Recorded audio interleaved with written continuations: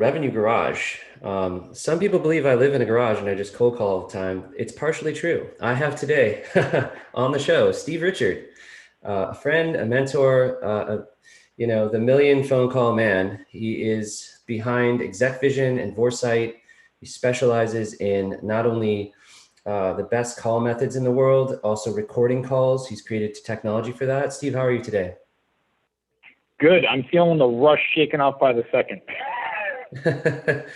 Well, it's so funny because on the pre-call we talked about the Chet Holmes statistic of markets, and you've been someone that's taught the industry about 3% of the industries in the buying window, 40% will entertain switching, and that really flies in the teeth of the challenger statistic of CEB, which is now Gartner, that buyers are 57% through the buying window. So what we're going to prove today is if you can catch some people off guard, you can trigger a buying window. And we're really excited for you to compete. And I just want to thank the sponsors, revenuegarage.com. We want to thank Slintel, LeadIQ, Connect and Sell, Vidyard, Revenue Grid, and the salesborgs.ai, which is my website. We haven't figured out the AI part yet. And let's get going, man. If you want to hit the button, just so we don't lose dial time. And then I would just love to just kick it off with some witty banter. What's on your mind? I'm rolling, man. I'm rolling. I'm watching Connect the Cell dial 4 people at the same time. Boom. It's all about. Well, who is your ICP today? Ideal customer profile for those. People have got a lot of folks who live and die on the phone. They could be in kind of a revenue call center.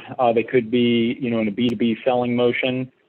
They could be using dialers or products like Connect and Sell. They could be using online meeting tools like Zoom, all those kinds of things. So it's really folks that are, now you say like, well, every sales rep in the planet now working from home is using those tools, are all acting more like virtual sales reps, digital sales reps, inside sales reps. But ultimately what I find is that the folks that really want to use call recordings for improving performance they were historically more centrally located, historically, operating more like a consistent team as opposed to sort of a field sales team of independent lone wolves all doing their own thing. So if we can, look, if I find a whole bunch of lone wolves. Yeah, hi, Wade. Hello? Yes. Hey, Wade, it's Steve Richard from Exec Vision. How's it going? Hey, I'm good. And yourself? Yeah, I'm doing well. Hey, I'm on a recorded line. Is that all right? You're recording this right now? That's right. Yeah, sure. I have no issue with that. I appreciate that. So my understanding is you're a commercial sales manager, right? And you're overseeing the commercial team, that segment? That is correct, yes. Okay, very good. And how many reps is that you're totally overseeing in your organization? How many? Say it again. You broke up there. How many reps in your organization in total? That varies. Good days, it's around 12. It just depends on who's in the office, who's out in the field. Oh, I hear you. Yeah, and you're Houston, right? I hope everything's getting a little bit more back to normal there. Oh, everything's been back to normal. We have been, yes. Very good, very good. Well, hey, the reason I'm calling is, a lot of folks that I'm working with right now are kind of in this new world as everything got shaken up in sales. They're trying to turn to their call recordings for the purposes of driving consistency in their team. Are you doing any recording of either calls or maybe online meetings, your Zooms, your Teams, those kinds of things? Yes, I record every single one of my Zoom meetings and save them in files. My team is set up to do that through Microsoft Teams, and at the same time, we do have the capabilities to record our own calls, yes. Phenomenal. Okay, very good. So you're very bought into this. You're trying to drive consistency, get people doing their calls in a similar way, right? Correct. Very good. So one of the challenges, I mean, in terms of kind of crawl, walk, run, it sounds like you're walking very well. One of the things that people say is they're looking for the opportunity to take that to the next level, to really bring forward much more sophisticated call libraries, and then also take advantage of transcription, speech to text, which has taken a huge leap forward in the last few years, so that you can start identifying trends, getting analytics around what's happening, and then more importantly, having the system automatically surface coachable moments for you, so that you can, rather than having to comb through or rely on your reps to send you something, you'll be notified automatically if there's something that's worth your time, maybe an excellent call or maybe a call where you could have them improve. So I'm wondering if you might be open to a quick call to hear how some of your peers are using that technology at other companies. You're kind of cutting in and out, unfortunately. You said, could I be open to a call for what? To see how some of your peers are using this kind of what's called conversation intelligence at other companies. I could walk you through what folks are doing and how you could take your game to, really a good place to even the next level. I honestly think we're okay for right now. We're currently looking at alternate CRM systems that'll hopefully enhance some of the people that within our team to get things out faster, talk to customers a little more consistently and training and everything. But yeah, for right now, we're just trying to implement that system, and I think we're okay for right now. What CRM are you on today? We just utilize an internal system. We use Sage Pack. We have Microsoft Teams. We have a couple of different systems, but looking at other ones that we're going to be utilizing for project management, for customer service or customer relations management. A couple of different systems that we're evaluating. Interesting. So funny enough, Sage Intacct, they're really more of like a financial system, but Sage Intacct's one of our customers. So they use ExecVision all the time. And just to, I think I kind of misspoke before, we're not a CRM, but rather it's transcription, and it's the ability to use call recordings for training and coaching to help the reps get better. Because, I heard what you said about using your recordings of Microsoft Teams meetings, but the challenge with that is like nobody has an hour to sit there and listen minute for minute. This is all about how you pinpoint just the focus area. And look, I totally get that you're not in a buying mode right now if you're open to leaving commerce off the table. I think if you saw this, or introduced to this topic, to this idea, I think it would, be probably help you a ton as you're looking forward for your team. Absolutely, I understand. It's just that, right now we're not necessarily in that mode. We're incredibly busy right now. I'll tell you that, to where it's even been put on kind of the back burner. But for that matter, it's something that we're not necessarily, turned off from entirely. It's just right now it's not the time for us by any means. Yeah, just a bit too busy at the time. I get it. So let me ask you this. Obviously, like your sales reps, I wouldn't be doing a good job if I didn't try again and didn't try for that third time. And we can keep it brief. We can keep it to a 20-minute and really serve as a resource for you.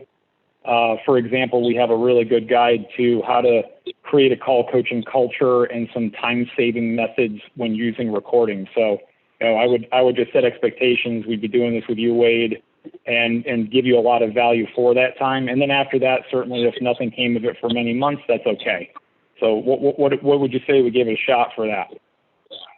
I tell you what, if you've got kind of a cut sheet or some documentation or handouts that you'd like to send over, I can take a look at them. Feel free to do that. Allow me to review and kind of see what you'll offer, and then I can make a decision from there if that works for you. That works for me. What's the email? Yes, W. Arnold, WARNOLD, at quickserve, QUIKSERV.com. Got it. And last question for you. When you think about your current process, you record all those Microsoft Teams calls. What's been the, if you had a magic wand and you could have something where you got a lot more value from those calls, what would that look like? And the only reason I ask is that way I can send the right content for you. Sorry, say it again. What would be the right call? Is that what you asked? So I'm saying if you had a magic wand and you could change one thing about how you're using those Microsoft Teams call recordings, what would that one thing be to make it easier for you, to make it more effective? What would you do? Just the compatibility of being able to condense that file to send it to people that, I send a lot of this information and people need to be able to evaluate it and look at it and read it. And so if that content could be collapsed versus trying to send a larger file, a larger recorder, that would certainly be helpful. Interesting. Okay, so Wade, when you record at Microsoft Teams meeting, are you then sharing that with your customer and your prospect that can share it with other decision makers? In some sense, yes. I will send it to people who request it. I'll send it to some of our trainees. I'll send it to people across the country that need to review it and look at it. But yeah, for the most part, it's nice so that they're sending it to their customers. I just provide it for anyone that asks. Okay, that's something that's sending a snippet, I'd be happy to share. I'll even share a snippet of a call so you can see what that looks like with the video of a Teams meeting. And hey, last question for you. Across QuickServe, so outside of commercial sales, how many total customer-facing reps are there? So if you look at the entire business outside of your segment. We've got a few out there in the field right now, probably anywhere between half a dozen to upwards to, 24. It all just depends on who's hiring. Some of our distribution partners out there, some of our agency reps, people of that nature. So yeah, it ranges anywhere between half a dozen to maybe up to 24 or so. Okay. And then do you guys have a call center as well? What you're basically speaking to it. This is our call center here in Houston. Oh, interesting. Okay, so because I knew your commercial sales manager, and when you started talking about Microsoft Teams, I was getting the impression that your team's dealing with some of the mid-sized commercial accounts as opposed to being more of like a call center, taking inbound calls and doing outbound calls like that. We do. We have our own team here that we have our own order. It's we'll set up differently competitors in the sense that we have our own team here internally that supports a lot of different customer bases out there. Got it. Okay, because you've got your partners in your distribution channel, so you're supporting them there as well. Correct. Yes. All right. Very good. Hey, last question, because I know you mentioned you use Teams and you're thinking about switching to CRM, but that hasn't happened anytime. Do you have a call center management platform that you use, like Five9, Nice inContact, Ring Central, that kind of thing? I honestly could not tell you what our internal system has. I'm not that familiar with it or who runs that or operates that. So I couldn't even tell you that honestly. Okay. What I meant by that is like your team that's taking phone calls, when they take inbound phone calls, what is that phone system that they're using for taking the inbound calls? We just have Comcast for that matter. I guess that's all I can really kind of reveal or tell you. I really don't know what our system is. No, that's okay. No, Comcast works just fine. That's a phone system. Hey, Wade, thanks for taking the time. I really appreciate it. And, I'll drop you this info. Hey, last go, because I'll tell you what, that problem you have where you're trying to send recordings, big recordings, we can help you solve that one actually quite easily. Would you be open to, because I know you're going to look at that info, you're probably going to have questions, would you be open to a quick call after you see it? So I'll send it over and then we do a calendar. And again, we can keep it real brief. Keep it real brief. When you see this, I think you're going to go, wow, that would help me a lot. Allow me to review everything and then I can get back to you on it. Very good. Wade, thank you for your time. Yep, absolutely. All right, take care. That's awesome, dude. I got into my basketball, but I feel like I was watching Larry Bird. He hit threes right there. You went to Discovery. Hey, I got a lot of notes. Now, funny enough, on the account records we have in Salesforce, all that information about the current technologies they use, the size of it. Yeah, hi, Stanton.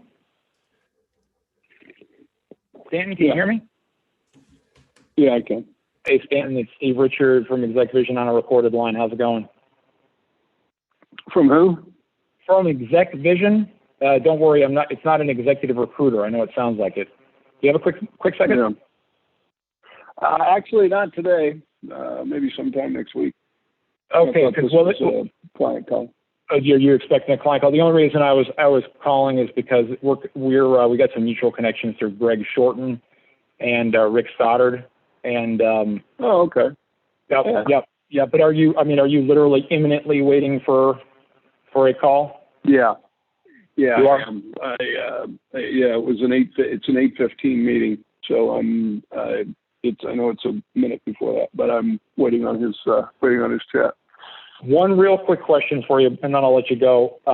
Within your organization, how many sales reps, customer-facing folks? Because I know you're active. My understanding is in about 8 states, and I think at one point you hit our website and downloaded some content. But I just want to make sure it's a good use of time for you. How many total sales reps, customer-facing people do you have in your team, in your organization? About 5. And you guys are doing like real senior strategic biz dev work, right?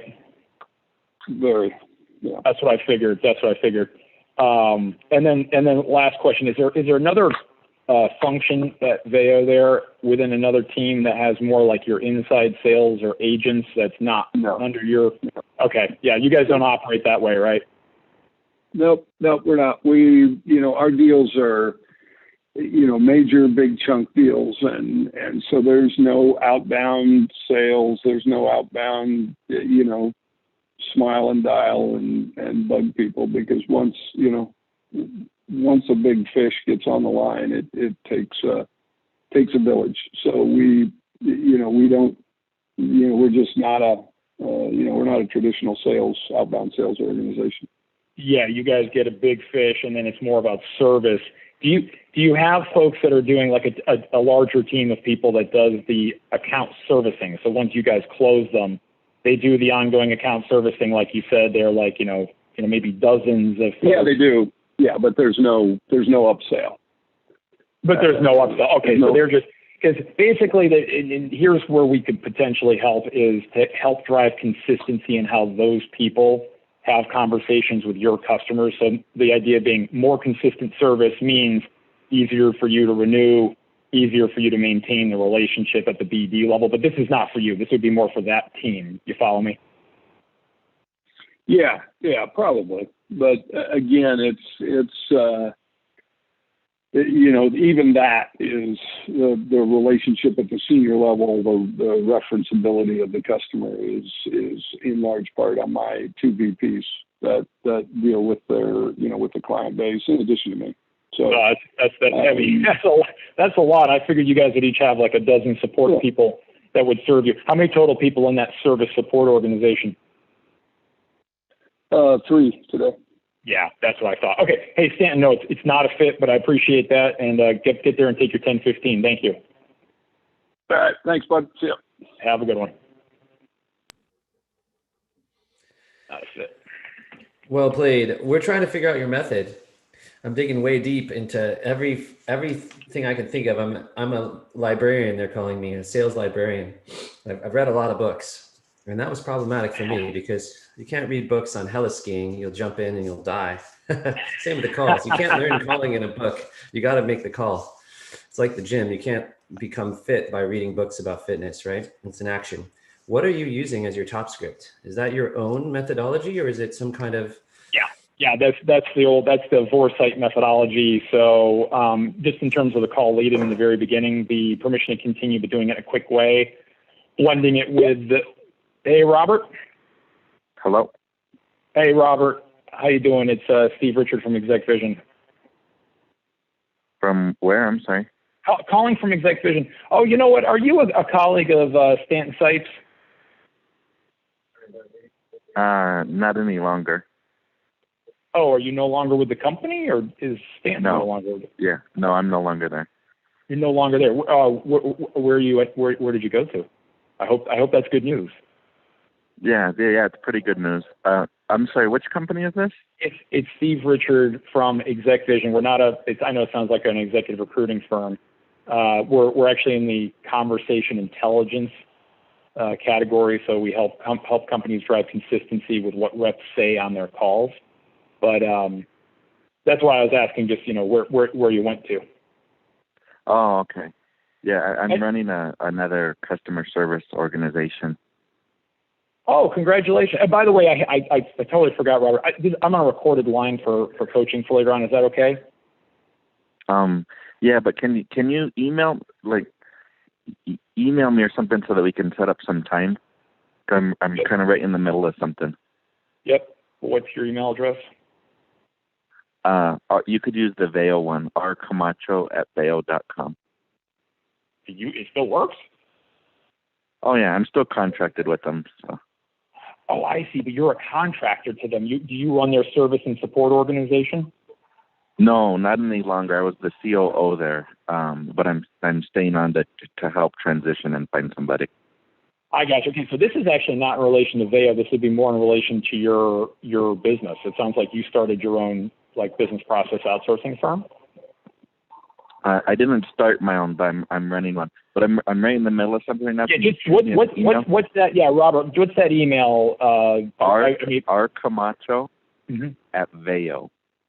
Okay, I was asking what your other one is, your typical, because once that one ends, it's a lot longer, but I'm on both emails all day, so. We're all set. We're all set, Robert. And last question: Right, how many folks do you have in that other organization? 2,500 or so.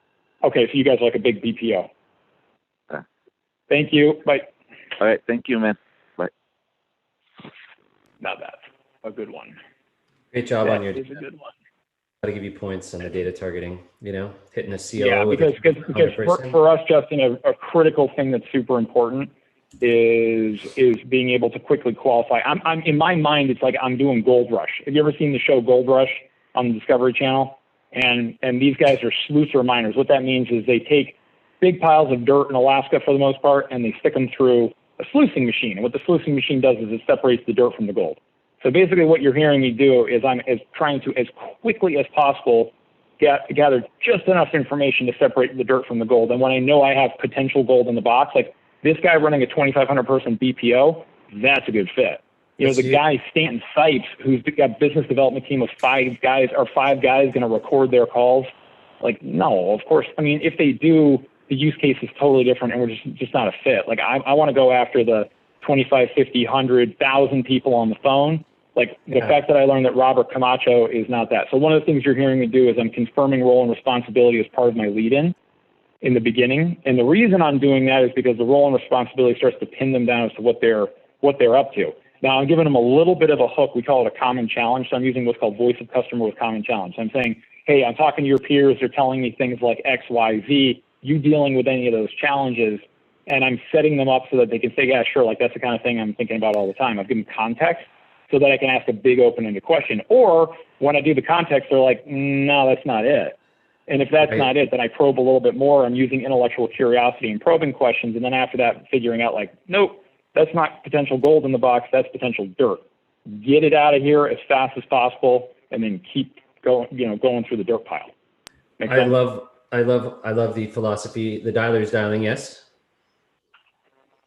No, not yet. Hang on. I got to do my disposition list. Interest, send information. RevenueGarage.com. Next call. Lead IQ, Slintel, Connect and Sell, Vidyard, Revenue Grid, and Salesforce.ai. We have Steve Richard here, the founder and CEO of Exec Vision and Vorsight, giving us a masterclass. He has his own methodology, the Vorsight method. Go to vorsight.com, and we'll be publishing sort of what these methods are. And yeah, it was just really cool to see. I think one thing I always talk about is pain and fear as triggers. It's like Tony Robbins. You go toward pleasure or away from pain and fear. And so when you bring the challenges up, you are doing something of a Sandler or a Mike Weinberg, or I don't know where all this came from, but it comes from the close and the disco, is that you have to say common challenges, pain, people are stressed out by this. So you're kind of triggering them emotionally, which correct. I'm talking about, Justin, I'm talking about topics and trends, and maybe even, so it's not even so much, I don't want to, like, if I ask a big open-ended question of pain of Robert Camacho there, hey, what's the biggest frustration you have with using call recording? He has no context. He's going to be like, huh? Like what? Like that's like going to, you're going to a speed date and then asking someone like, hey, how much money did you make last year? What'd your W-2 say? Like, what religion are you? Like, you just don't. Hey, Harlan? Hello, this is Harlan, yeah. Hi, Harlan. It's Steve Richard from Exec Vision on a recorded line. How's it going? Doing great. Good. Do you have a quick sec? I sure do. Very good. So now my understanding is that you're a sales executive there. You're a senior sales executive, but I didn't know if that meant that you're an individual contributor that's, closing large deals, working with big customers, or if that means more that you're leading and managing teams of people doing those things. No, it's individual contributor, not a manager. Okay. And I figured as much. By the way, that's kind of my dream in life is to not have to manage anybody and then to be able to close the big deals myself. So congratulations on that. Hey, real quick question for you. Maybe you can help me out. If nothing else, I could probably earn you just some good sales karma. So at the business, is there a group of folks that are, either inside sales, maybe they work in a call center, but they're like a larger group of people, 25 or more, that they're trying to get consistency in their calls. Maybe they're the people that feed you leads, or once you close the deal, they're the ones that are servicing the accounts. But driving consistency in their calls creates benefits for you. So you're like our BDR teams. We have one that's assigned to our team, and matter of fact, just met with him just right before you called. According to what he's doing right now, and his penetration into the various accounts and getting us the leads that we need, right now he seems to be pretty covered up. And I would imagine that the best person to go to would be, his boss or his boss's boss within Salesforce. And I'm not sure who that would be. I would have to go into our org chart to pull that up. That would probably be the best. Let me, before I ask you to go through the trouble of doing that, do you know how many BDRs there are in total for you and for everybody else, like all in? Definitely over probably 50. Over 50? Yeah. Yeah, that's kind of like a perfect team. Do you have any idea who that's the second level leader? So like basically the woman or the man who manages the managers of that 50-person BDR team, that's the perfect person. And I can give you a little more context too. What we do is we help them address challenges like understanding across all their calls, what are those BDRs saying? What are the top BDRs doing that's different than the average BDRs, so they can create more consistency? And then, most importantly, are my managers coaching, and is that coaching working? So we're in the conversation intelligence space, transcription and coaching intelligence, helping people use call recordings to improve performance. So really, it's like you said, like your BDR's bosses is really the right person. Right. It would mean that I would have to go kind of off what I'm doing right now onto looking into the org chart. But I would imagine if, because it wouldn't be my org at all that you're after. It would be in that realm, and I don't have that communication or that level of individuals that I would talk to. That's okay. Do they report up through marketing? They would still be under sales. Okay, a different branch of sales. Sometimes BDRs report to marketing, sometimes sales. It's like 50-50. So they report up in through sales, and then probably eventually to like a chief sales officer, chief revenue officer, right? Right. Our chief revenue officer, obviously, she would be the top.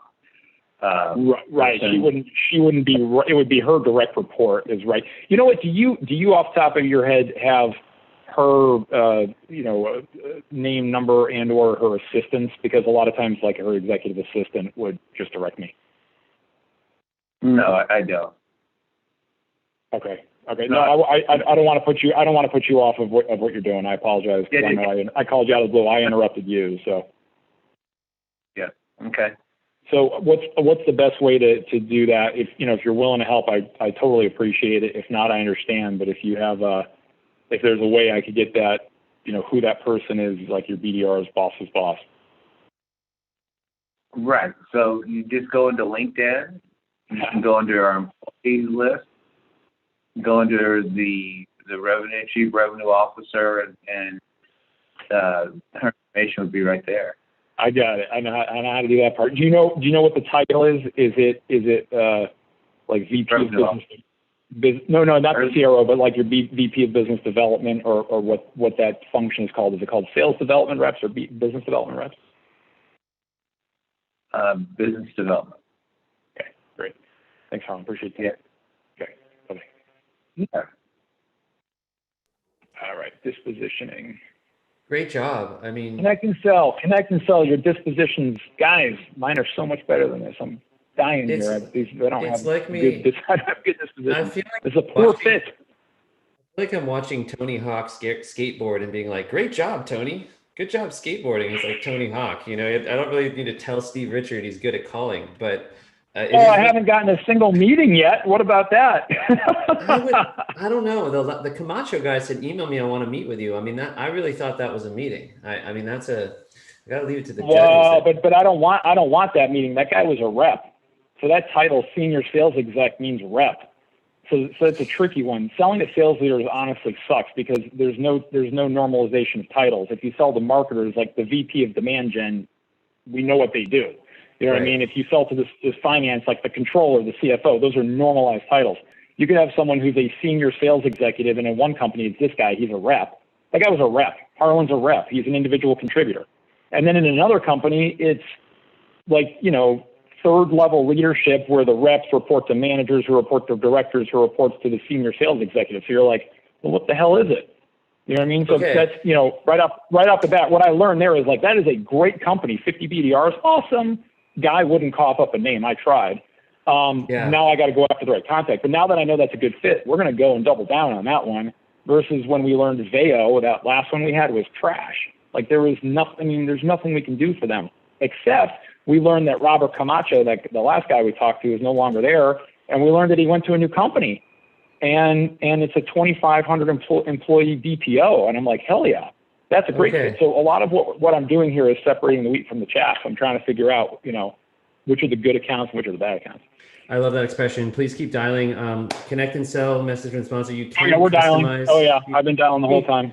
You can customize your dispositions in Connect and Sell as a customer, Steve. So just I know I'm joking around. I'm busting on my friends at Connect and Sell, Chris and James, because I've told them to change their dispositions out of the box. I think they suck, but when you customize them, they're amazing. And Connect and Sell rocks. I'm watching on my screen. They're dialing 7 people at the same time. I mean, give me a break. We're 31 minutes in, and I've had 4 conversations in 30 minutes. There's no other way on the planet you could do this. You just can't. It doesn't exist.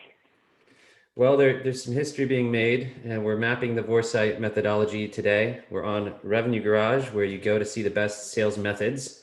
And one thing that's been weird about the competition, there's nowhere on the internet that talks about call openers. I did a post on LinkedIn and said, what's your best call opener? And it got like 50,000 views.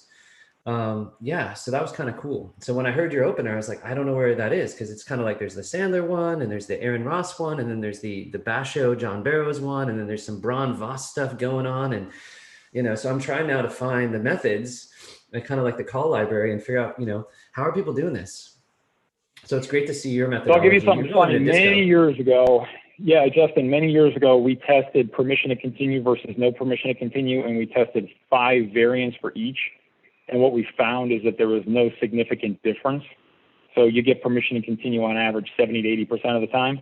And if you don't ask permission to continue, the people will shut you down about 20 to 30% of the time. So what does that tell you? It really doesn't matter that much but this is the wild card, we had different people doing different call openers, as you're calling them. We call them call lead-in, but it means the same thing. And what we found is that some people had very low conversions on some of the call openers they did, and then on other call openers they had very high conversions. So what that indicated to us is it was more the individual's comfort level with what they're saying. It was their confidence. If that confidence is coming through on that call opener, it doesn't matter nearly as much, because you hear so many people say, oh, you shouldn't say how's it going, but you're hearing how I do it, like colloquially, like, how's it going? It's not like, how are you today, Luke? That doesn't work, at least for me. But because I tried it, tested it, didn't work. But instead, it's more colloquial, and a lot of people say don't do that, but there's no data or evidence that says that at all. You know, one thing I will say is there is data and evidence that says if you say the reason for the call or the purpose of the call at some point in the call, that will have a higher likelihood of converting. So that's good. You know what I mean? Like there are certain things that we kind of definitively know. Or if I say something about them and their business, like, did you hear how I dropped the second-degree connection on the last call? Yeah, the guy right off the bat was like, nope, can't talk. And then I just name dropped those 2 people. I have that, we call it 3x3 research, find 3 points on the company or contact in 3 minutes. I have that field populated on Connect and Sell. So when I could immediately hear the resistance of this guy, I just name drop those people. I say something about my 3x3 and bam, I flip him into system 2. Once the guy's in system 2, his thinking slowed down and he talked to me for a good long time. Hey, Todd. Speaking. Hi, Todd. It's Steve Richard from Exec Vision on a recorded line. How's it going? I'm doing okay. What can I do for you? Good. So, quick question for you. My understanding is that you're running sales there. Is that correct? Like the commercial sales organization, B2B? We are B2B, yes. Okay. Correct. Okay, great. So, and do you guys have an inside sales team as well that reports up through you? Yes. Okay. Yes. So, and are they, I'm guessing, all working from home now, or do you have them back in the office? Mixture. A little blend of it. So one of the things that I've been hearing a lot, we work with a bunch of different companies like the Intuits of the world, MSG like Madison Square Garden, people like Imperial Supplies. And especially when they had everybody go home, it was a lot harder for them to drive consistency, not in activity levels, but in what people are saying on their calls. You know, previously when everybody's in the same room and your managers are walking around, they can kind of hear everything. But then, you know, increasingly VPs of sales I know are saying, I got to start to track what are they saying through transcription. I need to understand if my managers are coaching, for example, and if their coaching isn't working, are we able to get that same level of consistency in call execution? So the purpose for the call is see if we can find some time with you and discuss that topic. So it's a great topic. It's a great point. I actually think this is one area where we are pretty strong. So I have my managers. You know, we have everybody separated by territories. And so prior to everybody going home, we did not record all conversations, inbound and outbound. And so interesting. I think people knew that, but now everybody's at home. We do record all inbound and outbound calls. And I do have my managers review every person's, like they select a random sample from each person so many times per quarter. And so people know that they are being monitored. People know that they are being listened to. I jump in on some of those calls as well and listen. That's one area where we're pretty strong. Oh, that's great. Now, just real quick question on that. First of all, how many managers do you have? 4. 4? And I'm guessing span of control, they got about, 7 or 10 below them? Yeah, give or take. Okay. And do you have like a quality assurance team or quality control, or you're not set up that way? On the sales side of business? Exactly. Yeah. I know that sounds weird, but believe it or not, actually, a lot of people with similar org structures to you, especially in the pandemic, they started doing it. It sounds sort of foreign, like they would implement like a QA process for calls. I'm just curious. It sounds like you did not do that, right? Quite the contrary. So I created a commercial operations division that kind of handles that. So I took my basic managers, they focus on product and pricing and dealer outreach.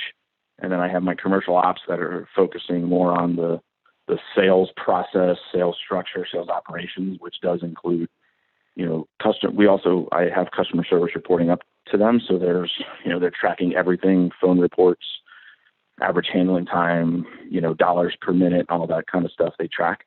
Nice. And then they're consistently, you know, reporting on that every single week and month and listening to the phone calls as well. So I do think it's kind of its own inherent quality control, but I report that up through commercial operations.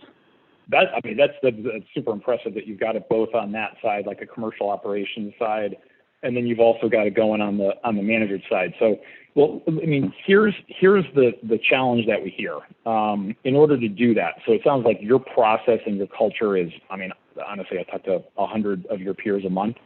I can put that in the top 5% right off the gate. You know, the fact that you have that level of consistency around a call, I'll call it a call coaching culture, is awesome.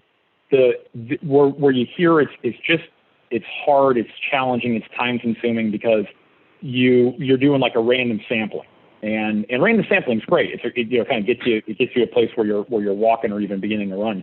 But then all of a sudden it's like, well, what if there was the ability for us to automatically surface calls with coachable moments based on what was being discussed in the call? So leveraging AI and transcription and those kinds of things, so that you can automatically be notified of calls with certain parameters. So rather than it being more of like a random sampling or relying on one of your reps to flag a call, if you will, or share a call and say, hey, I want feedback. Instead, the system's automatically identifying calls based on very specific parameters that you set, like, I don't know, if a competitor said, or maybe a rep misses a buying signal, those kinds of things, or maybe they're not using your messaging. So, you know, I mean, look, AI through keywords, basically. Correct. That's part of it. And then once you have that, then the other part of it is how do you get the reps better? So I'm guessing, are you using some kind of like Google Sheets or Google Forms or some way of tracking the feedback that your managers are giving and then tracking that the reps are getting better on those skills? You know what I mean? Probably not that sophisticated. I mean, we handle most of that through, we do core value reviews. And so there's annual performance reviews, but then every quarter we do core value reviews. And so when you get reviewed for your calls, those funnel up through the core value review. So we get to review that with the reps quarterly. And they're just shorter review periods. So, instead of like an hour or 2 long performance review meeting annually that may or may not have increases, we have specific core value reviews that are, shorter and more frequent. That's great. So it's actually that's interesting about the AI. I never thought of that. I will tell you, we've ripped through 2 phone systems in the last 4 years, and we. Oh, geez. All right, hang on. What were you on? What are you on now? We were with Interactive Client, then we went to. It's terrible. I hear nothing but bad things about that. Yeah. What's the one we're on now? It's very. Ring Central or Ring Central was before all of those.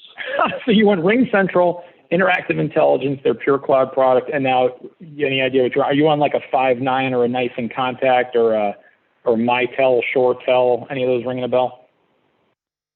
Or TalkDesk? God, I can't even find what we're on right now.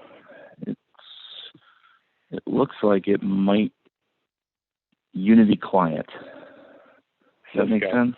Cisco. You got a Cisco phone system. It sounds like it's Cisco Unity. And it's horrible. And so literally we just signed a contract about a month or so ago, implementation for May 1st. We're switching over to Vonage. Oh, one of our customers. How funny is that? Vonage is just, we found the reporting to be second to none. That couples in with our Salesforce.com system. Yeah, so we're all fingers crossed that Vonage will finally be a thing. But I'll tell you, we've started using Microsoft Teams. Yep. And a lot of our phone work right now is going through Teams and their video calls. A lot of it. I would probably say 60% of our calls right now are video calls. So this is interesting. I got to watch my time here. I apologize. Yeah. What we're doing is we're pulling in those recordings from Teams and Salesforce and Vonage. We actually integrate with all those things. But hey, Todd, I get there's a lot of moving parts over there. Like, I think if you had a chance to see this, I think you would really be blown away. I'm one of the founders of the company. I'm certainly not the salesperson that's going to try to push you on anything. But given what you have right now, it's hard for these people. It's just not terribly efficient. It just takes a lot of time. It might not bubble up to you, but if you interviewed them, I bet that's what you'd hear is like, yeah, I mean, it's kind of cumbersome. I think if you saw this, it would really, speak to what you could potentially do, especially when you get back to like the business reasons, because I'd be willing to bet some of your top reps are probably converting and their win rates and conversion rates are like way higher than your average because of stuff they say on the phone, so it really comes down to like, how do I pinpoint what those things are and then drive consistency in those sales behaviors across all 30 or 40 of your reps. You see what I mean? Mm-hmm. So if you're open to it, we actually implemented a shadowing program. I did do a shadowing program, started about a year and a half ago, but it was actually a little before COVID, because I do have some top reps that are well outperforming others. And what I had the lowest performing people sit with the highest performing people to listen to their phone calls. I bought special headsets and things like that they can, listen in at the same time. And it was purely for training, and I think it did help a little bit. I did see a bump on my lower win rate people. But the AI is interesting. I'd be curious to dig into that a little bit. But how about we do this? Do you have your calendar in front of you before your call comes in here? So I'm going to tell you, I'm going to 100% push this to my commercial ops group, because there's no way I'm touching it right now. We are so buried with growth. So I'm definitely not your guy. Who's your direct report? Who runs that commercial operations group? So his name is Jay Banner. Jay? Yes. Okay, commercial ops. Okay. And I wouldn't be opposed if you wanted to chat with him briefly, about the AI piece of it. But I'm going to tell you, with COVID and with the cutbacks and slowdowns that we've seen during COVID, I can almost assure you there's no tolerance on our budget for anything new. If anything, we're looking for things to take out. So, we barely scrape by with the phone system only because our current system is so bad. We have to do something. And Vonage came in, believe it or not, a little cheaper, so that was favorable. But that implementation is taking a lot of time and money. And so I would just tell you, if there is something for the future, at the absolute earliest, it would be a 2022 consideration. You know the There's old just no way.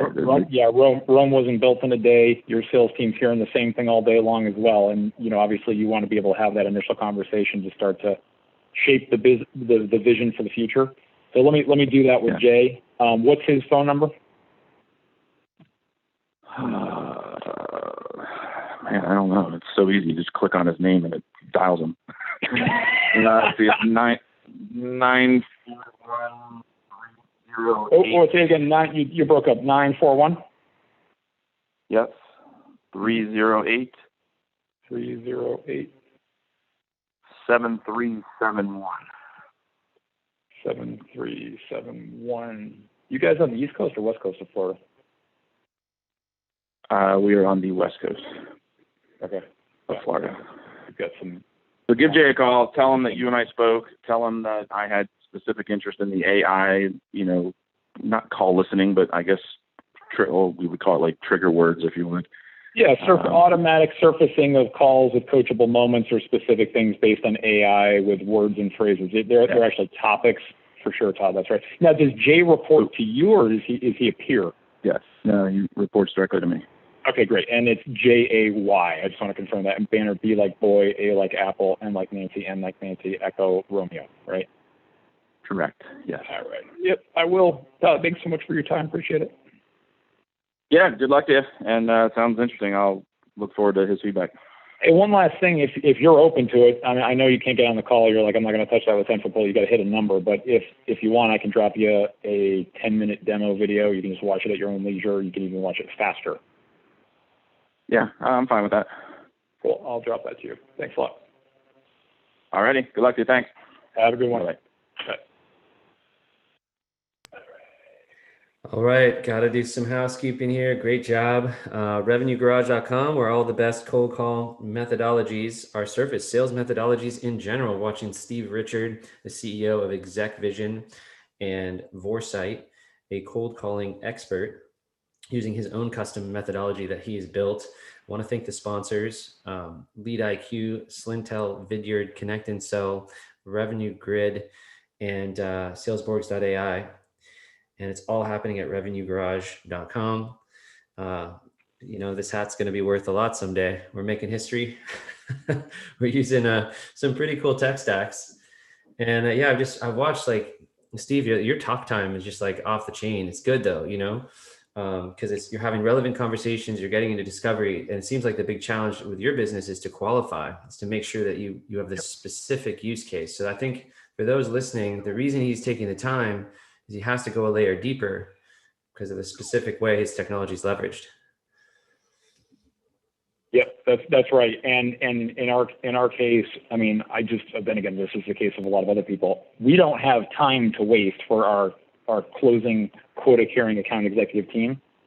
Sorry, we don't have the time. So if we can't, if we can determine that this is going to be a waste of time very quickly, I would rather just know that and be done with it. But I was able to determine in this case, I've sorted through, there were 2 companies that were absolute piss poor fits so far. And then we're able to identify 2 companies that are, actually 3 companies that are really good fits, because that one guy is a contractor at that 2,500 person BPO. So that's a good fit.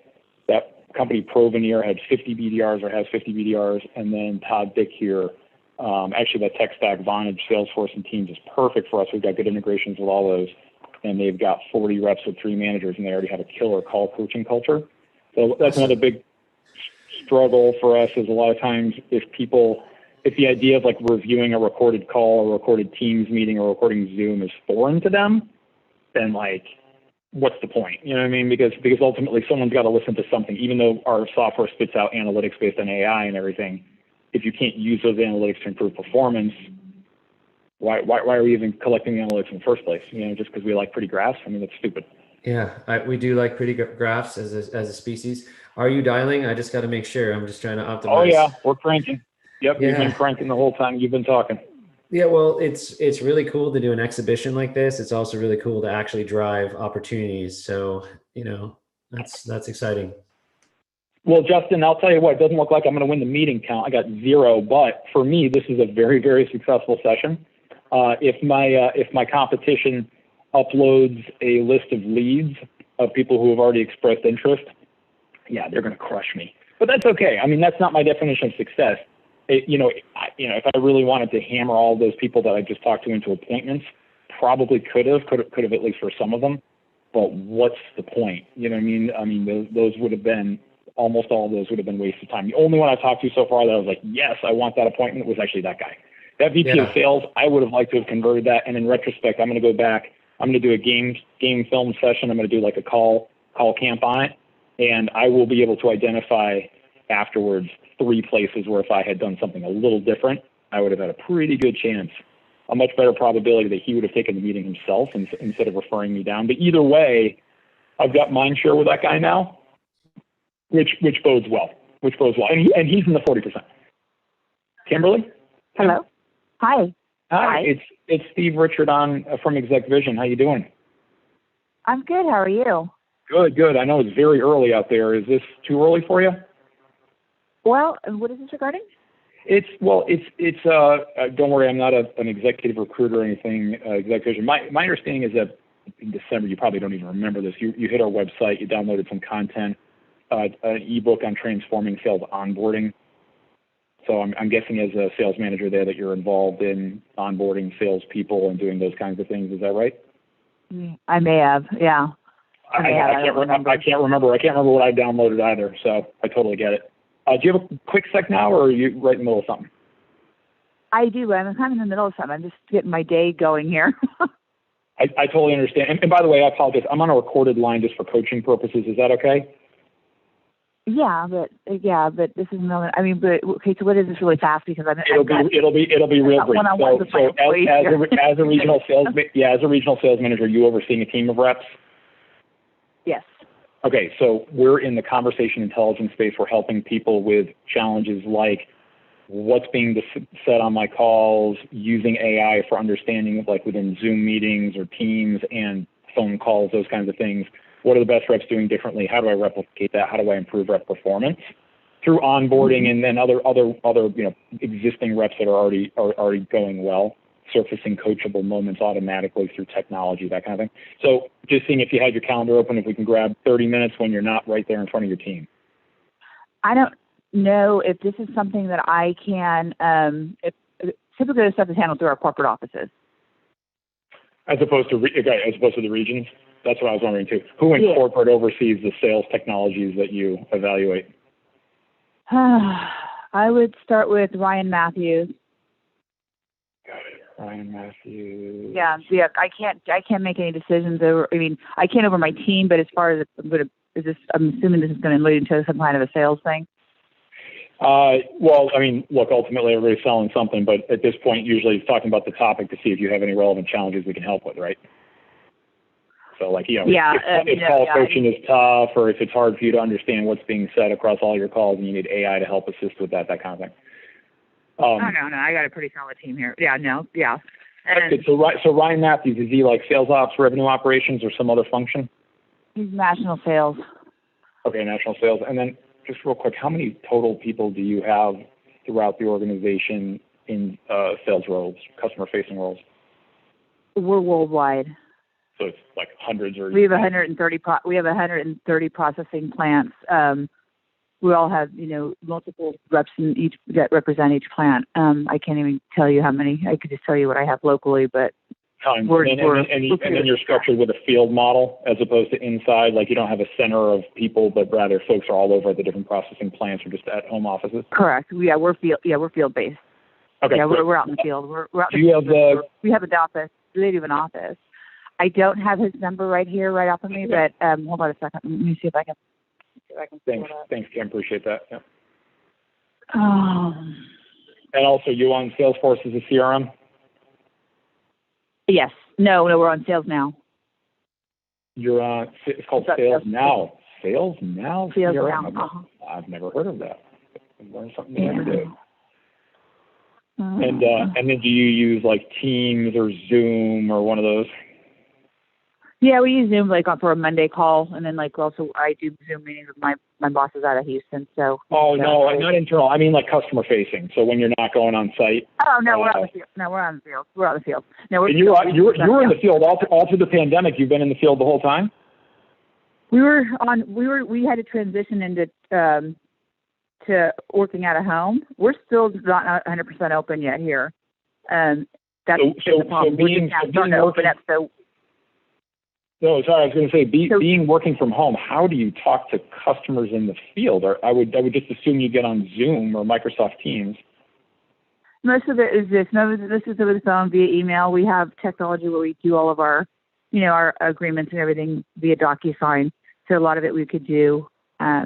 We could do it. But yeah, sometimes we'd have a Zoom call depending on what the nature of the business was. But now that we're opening up, we're getting slammed and we're out in the field now. Okay, but during the pandemic, most of the time, were people just picking up their cell phones, or were they using like a business phone system for making their calls? They were on their cell phone at home because we were not to go out to our plants because they didn't want to risk getting the plant infected. Yeah, I hear you. Yeah, okay. Hey, I gotta go. I've got. Yeah, no, go ahead. Yeah, what's that contact info for Ryan? Morning, and I got to. No, that's it. Yeah, Just look up Alsco. Just look up Alsco. He's out of the Salt Lake City branch. Do you have a phone number for him? I'm gonna let you go. I don't have it right in front of me. I just Google Alsco Salt Lake City. That's where he's out of. Thank you very much. Thank you. Have a good one.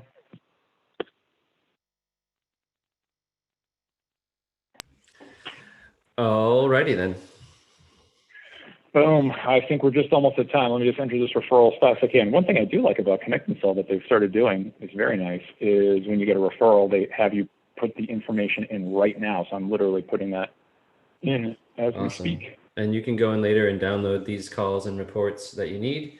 We have 3-4 more minutes. We'll push it to the limit. As the Eagles say, take it to the limit. One more time with Steve Richard. Try to weave it all together here. What I wanted to say earlier is we're here to celebrate the methodology, right? Because at the end of the day, it's about revenue. So if you've identified these 3 big targets through these call mapping sessions, you might go back in and get those deals or get to the right target. It's sometimes very hard just to find the right company in the end zone, in the strike zone, basically, better analogy for the trigger, the fit. So it sounds like. Yeah, and Justin, it's funny. That one was not a very good fit. I mean, they're using their cell phones. They're not using their cell phones in conjunction with a dialing technology like a dial source or a Zant or an outreach or a sales up or a ConnectAndSell.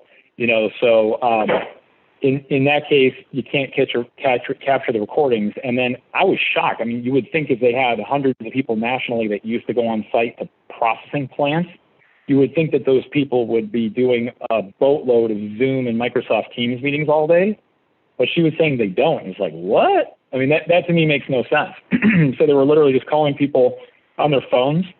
So in a case like that, we just can't, how are we going to get the audio? You know what I mean? If we can't get the recording and the audio of what's being discussed on a customer-facing call, can't help her. With the technology, at least, we can't help her. So that one's probably going to be a bad fit. All right. Well, we got a couple more minutes here. Maybe time for one more call, a quick call. Fast close. One more. Let's see if we get it. It's been awesome. Just love the tonality. No meetings. Yeah, no meetings. But I'm gonna chalk this one up to in terms of being selfish.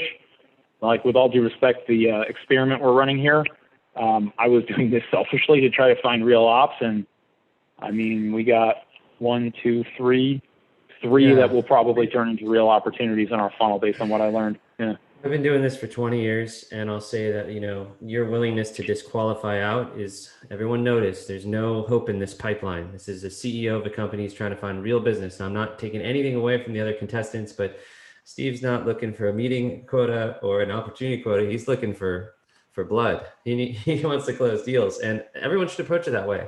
It should be managed that way, in my opinion. But I'm just the MC. That's what I do. I host cold call competitions. Well, but it depends, Justin, on what you sell and who you sell to. if I was, I don't know, I'm going to make this one up, ad roll, an ad roll, you can sort of sell like everybody can buy that, then I would be approaching this very differently. But for our situation, it's a specific type of person that we drive a lot of value for, a specific type of company, a specific type of persona within that company. And unless you're there, it's sort of a waste of time, because we could go through a long sales cycle with them, and at the end of it, we would have nothing. I mean, there's no point. You'd have fool's gold instead of real gold. At the end of the day, we all look in the mirror. There's vanity metrics. I've personally loved to drive real business. I take a lot of pride in that. It's fun to hit the metrics too. If you do both, I think that's the pro approach. And just drive quality meetings and be passionate about the standard for garbage in, garbage out. All that you're doing. Use strict criteria and pass leads that are really good. We're at 8 a.m. Pacific here. Yeah, they're doing the last. Hey, Steve. Yes. Hey, Steve. Steve Richard from Exec Vision on a recorded line. How's it going? I'm good. How's it going? Good. Do you have a quick second? Yeah, go ahead. So the reason I was reaching out, because I understand you're managing director of sales, but in particular, when I was doing some homework, your passion for coaching and developing people was the thing that jumped out at me. And that's why I'm getting in touch. We're a technology that folks are using for the purposes of how do I get consistency in what my reps say on the phone and in their meetings, those types of things. How do I see that the reps are improving performance? So we're what's called conversation intelligence. You ever hear that before? No. Okay. Now, real quick question. How many reps do you oversee? About 70. You have about 70. So now do you have managers reporting up to you as well? Yeah, that's correct. Nice. Okay, great. And that's another big one that I hear is I'm imagining that the managers, you're trying to understand, are my managers coaching their reps? And if they are, is it working? Are they coaching them on the right stuff? Are the reps getting better? Are you using call recordings today for that? No, not right now. No. Interesting. And now is the motion that you guys do, a lot of those reps are doing a lot of online meetings like Zoom and Teams, or is it doing a lot of like phone calls, like on a business phone system? It's a combination of both. I mean, no secret to the conditions that we're in today. Obviously, that's changed in the last year. Everybody still home for you? Yeah, for the most part. Okay. Some are going in, but some are in, some are at home. Now, I was actually curious too, because I saw it looked like you guys operate out of Phoenix, but I saw the 508. I'm from New England originally. I was wondering if you're from like the New Bedford, Mass area. I kind of recognize that one. I'm from Framingham. You're from Framingham? Yeah, I spent a summer in Worcester. Anyway, but you're in Phoenix now? I'm just moving back east, but yeah, I'm based out of Phoenix. Yeah. Congratulations. Well, but can you do this? Can you send me some insights in terms of what you guys have done? And I'm in a bind right now. I don't really have that much. No, it's fine. Actually, can we do this? I'm happy to. I'll send you some info. What's your email address? It's sboardman@edgerock.com. Got it. And then how about we do this? I know you're going to look at this information. You're going to have some questions. Can we grab 30 minutes with you after you have a chance to take a look? Yeah, that's fine. What's a good time? You want to wait till next week on this one? Yeah, let's look till later next week. Let me look here. What does your calendar look like on the 18th? What time zone are you? I'm trying to remember Phoenix. What time zone are you on now? Is it 8:03 a.m.? No, I'm back on Eastern, but you're back at East now. Okay.